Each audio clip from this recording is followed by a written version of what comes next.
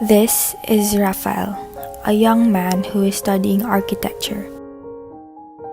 Not only does he have a range of artistic and intellectual gifts, but he also has a spiritual nature in him.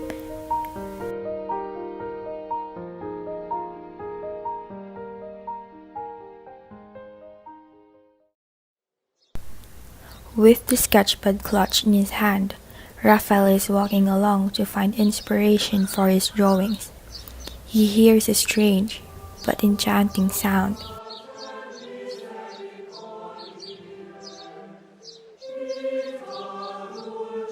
He tries to find the source of the sound, and he found himself in front of the church. Inside, he sees people singing, and he is entranced by the sound of Salve Regina. This goes on until he notices someone looking at him.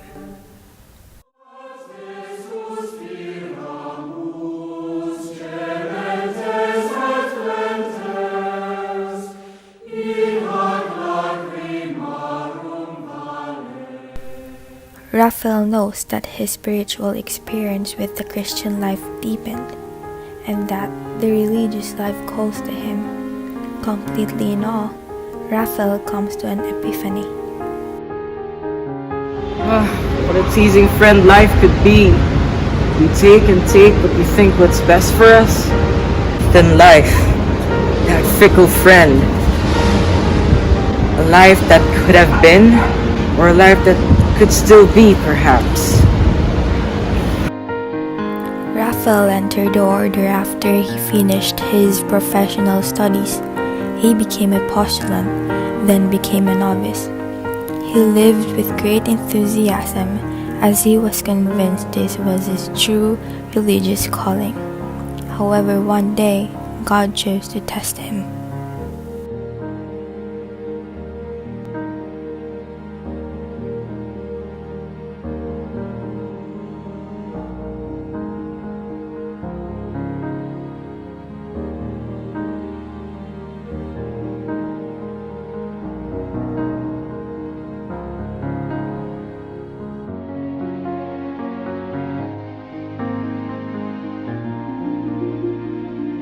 A pleasant day, Brother Rafael. A good day, sisters.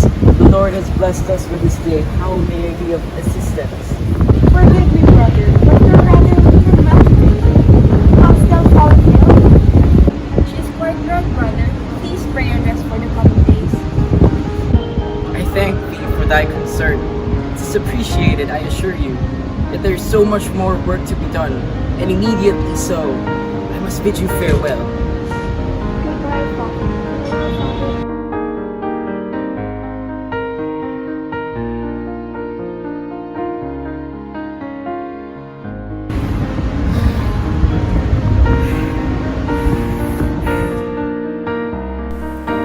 Mercedes, Rafael's sister, asks him to completely leave the monastery because of the latter's acute diabetes condition.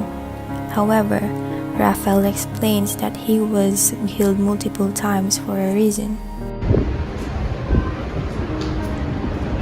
Brother, Yes. you look unwell. I believe you should pray. How what illness might befall? Forgive me, but I really think you are unwell and unfit to continue the service of the monastery. May I recommend you to take your leave? Your health is your top priority right now. Dear sister, I appreciate your concern. I really do. But I have to disagree. The Lord has gifted me with great health many a time. And I believe that it's done for a reason. This monastery is where I belong. Rafael's sickness never hindered his religious call. He dealt with diabetes with all his might through writing. He makes a reflection and writings of spiritual subjects through letters. Books and papers were scattered on the table. Some were there for reference. There were envelopes seen at the side ready to be delivered.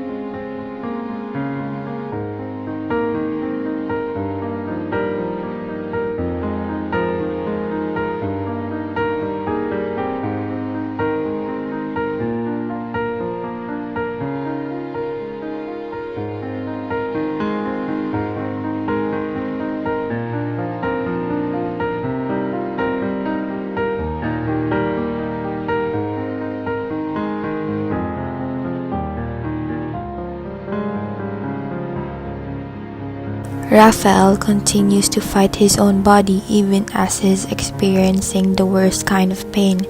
Through his blurry vision, he continues writing once again.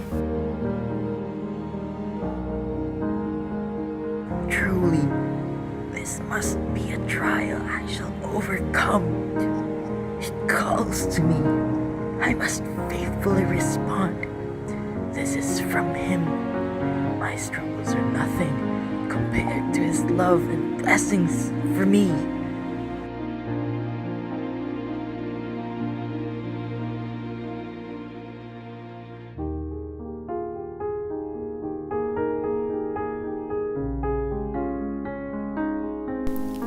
His assistant comes in and notices his state of health.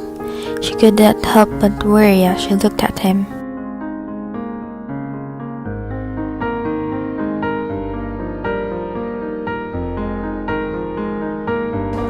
Brother Rafael looks extremely weak and tired today.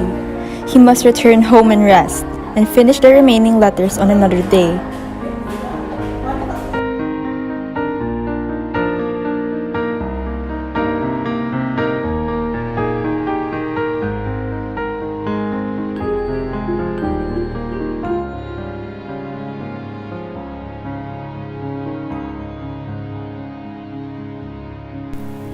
Rafael is seen putting his 33rd letter in an envelope.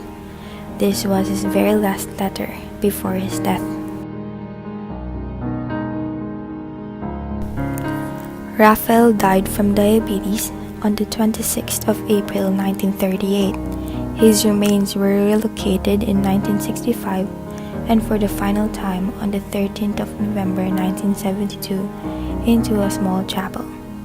Rafael dedicated his life to the Lord through his constant writing of letters on spiritual subjects. Despite his struggle with diabetes, he always went back to the monastery and longed for a religious life.